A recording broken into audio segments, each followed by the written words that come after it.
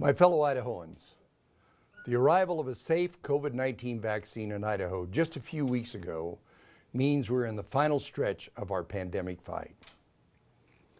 This is a truly uplifting sense that we have turned a corner, and I want to thank all of you for your perseverance over the last 11 months. I want to provide the people of Idaho an update today on our work to distribute vaccine throughout Idaho as quickly and safely as possible. Our goal with vaccine planning and distribution is, in part, to reduce transmission and preserve a functioning healthcare system, and to get back to normal as quickly as possible. First, I want to assure you that Idaho accepts all doses as soon as they are allocated by the federal government. All of those doses are then shipped directly from the manufacturer to local public health districts and healthcare providers. I want to be clear that no doses are shipped or stored at the Idaho Department of Health and Welfare or any other state entity. All doses allocated to the state of Idaho are shipped directly from the manufacturer to the local public health districts and enrolled providers as soon as they are available.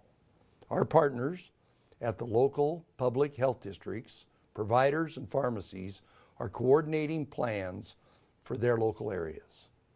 Since mid-December, more than 33,000 long-term care facility staff and residents and healthcare workers providing care for COVID-19 patients have received vaccines.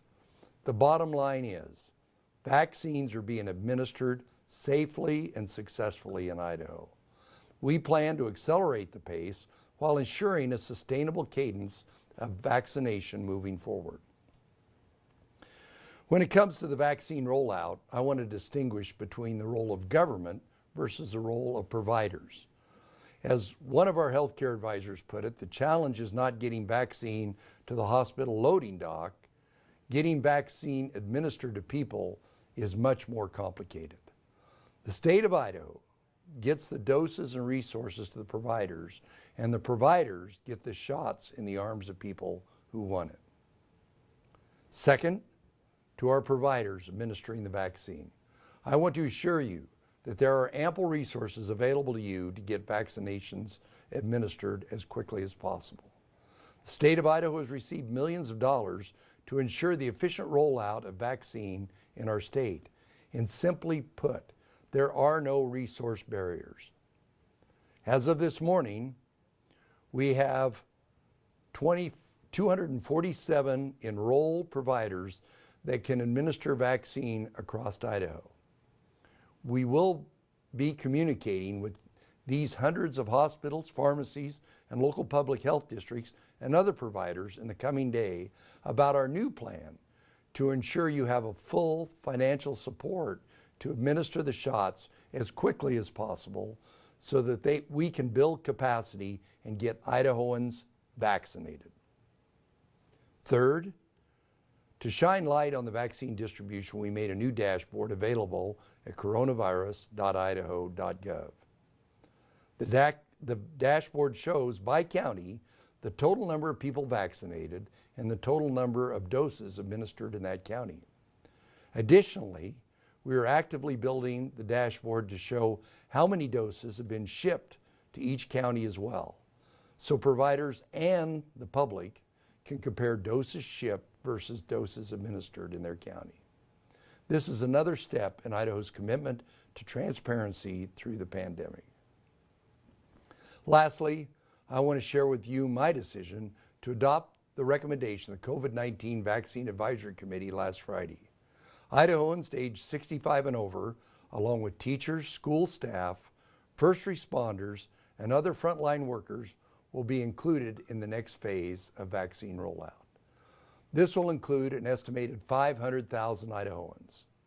However, we will prioritize teachers, school staff, first responders, and some frontline workers between January 13th and January 31st, before making doses available to the 65 and up population starting February 1st. Why? Because the 65 and older population is enormous, and there's still work actively being done to build up capacity among our providers to take on this population. We do not want to create a bubble or backlog.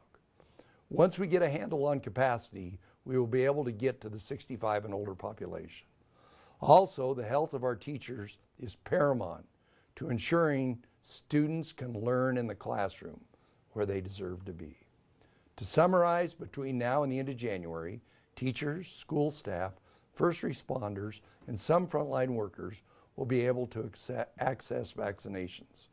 Idahoans aged 65 and older will be able to access vaccinations between February 1st and February 15th, along with the rest of frontline workers.